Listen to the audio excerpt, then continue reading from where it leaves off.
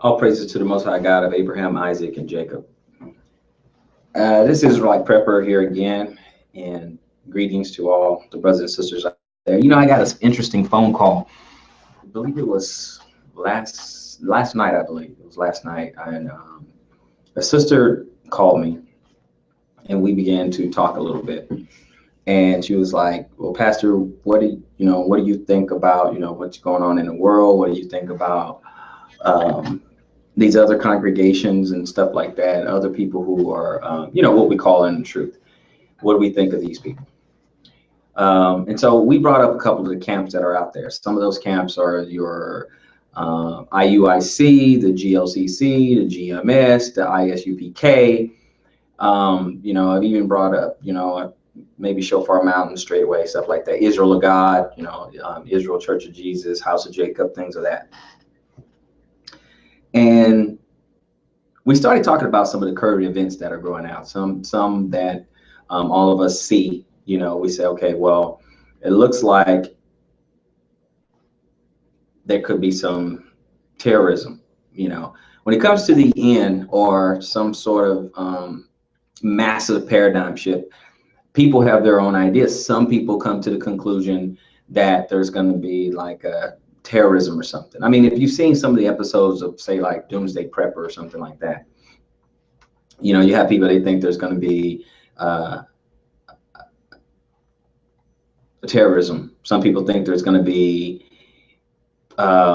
economic collapse. Some people think there's going to be a natural disaster, something huge like that, or even a larger conspiracy, with the government. Some people think there's going to be some martial law, what have you, on and on and on.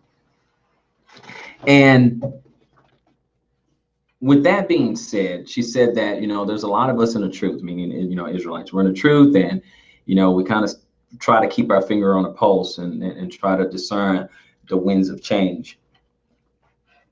And so her question was this. Let me get to the question. Her question was this.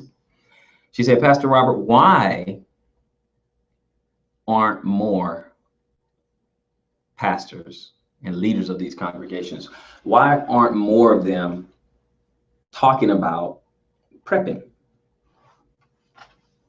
preparing, getting ready?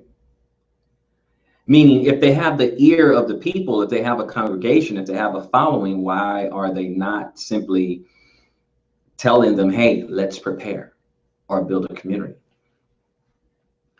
I have a couple of thoughts on that, but I do want to hear your thoughts. A couple of my thoughts are this. One of the things I shared with the sister last night was this. One of the reasons why I think that a lot of the leaders don't talk about prepping is because, one, they don't feel that it's necessary. Some of them may not think that something that's tragic is going to happen. I mean, I think they feel like probably the next bad thing that's going to happen would be like tribulation. And they don't feel like it's necessary to go, getting out of the city and stuff like that.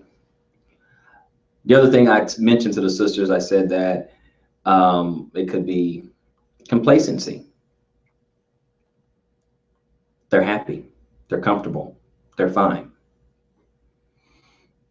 They don't feel the need to move. They don't feel the need to organize, and or maybe they just don't feel like putting in the effort, because it's a huge undertaking to lead people, to shepherd people.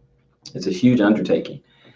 Some of them may lack the organizational skills, or some of them lack the desire to bear the responsibility of a community. Because anyone in a position of leadership can tell you that it is very, very hard to lead people, because people are an X factor. People have their own ideas, they have their own thoughts, they have their own feelings. They're gonna have their own ideas. They're gonna think, being in this American mindset, they're going to think that, living in a community or a tribe, that it's like a democracy, and it's not really a democracy. You gotta have a tribal mindset. And so some people, some of the leaders, I think, realize that. They realize that, hey, you know what? I cannot have, 10, 15, 20, 30, 100 families in a community and not be able to organize these people, or have dissension everywhere and people constantly trying to usurp authority. I can't really say that I blame them in that respect. And then you have others who, as I said before, feel like that it's not necessary. That's not what the Bible is calling us to do. And I don't know if I agree with that completely. I think, throughout time, to everything, there's a season. There's a time to move. There's a time to stay put. I mean, Ecclesiastes teaches that. And so I believe that I wouldn't say that the Bible never teaches us not to flee, not to move forward. In fact, I mean, it says that, when trouble is coming, flee or head for the mountains.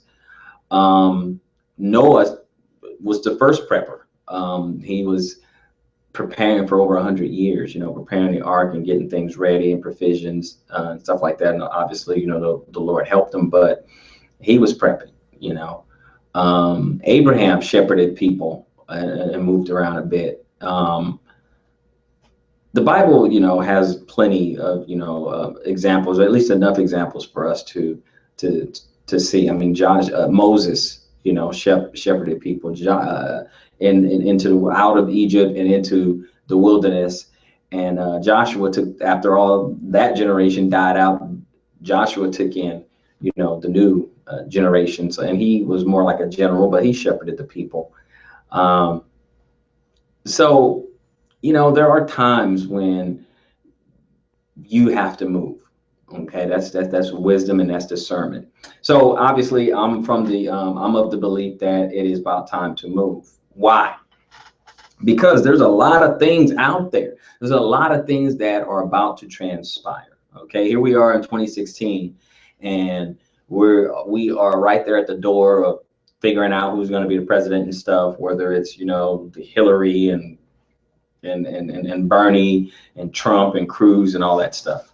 I pretty much don't really get into the whole political thing because to me, that part is what doesn't matter. Okay, that part just doesn't really matter to me. I pay attention. I keep my finger on the pulse of it. I read, look at some clips here, read some articles, and just to know what's going on, just to be aware, because politics do affect what happens next. I mean, it's going to be because of politics that, in my view, there will be an economic collapse. No, it's not going to be Hillary's fault. No, it's not going to be Donald Trump's fault, or whoever gets in there. Okay, this has been a long time coming. Okay, and I'm not going to pick political lines, and I'm just not going to do that. I think that's silly. But I think we should pay attention, and I think we should prepare. So my question to you is, why don't you think people are talking about that more? I mean, pastors, if we're supposed to be shepherding the people. I gave my examples, or my reasons, I should say, why I think they're not really talking about it that much. Save, straightway, and show for a mountain. But the other camps, I really don't hear them talking about it much. I mean, the last time someone even said anything, well, did something similar, was when they tried to have a mass exodus, and some Israelites tried to have a mass exodus and go out to Israel. I definitely don't think that, but you got some people out there, individuals are out there reading the Bible, looking at the tea leaves, grabbing a book, strategic relocation, and they are just really taking this thing seriously. And, people stockpiling food, getting water together, going off grid. And then there's others who are not doing anything. So I leave the question to you. What do you think? Why aren't more people in leadership? There's plenty of individuals out there, but why aren't more people in leadership? Why aren't these other camps, Israelite camps, the ones who know who we are, know the truth and stuff like that? Why do you think there are not more talking about preparing, getting some land, building a community, and fleeing out of the cities, at least until the dust settles? What do you think?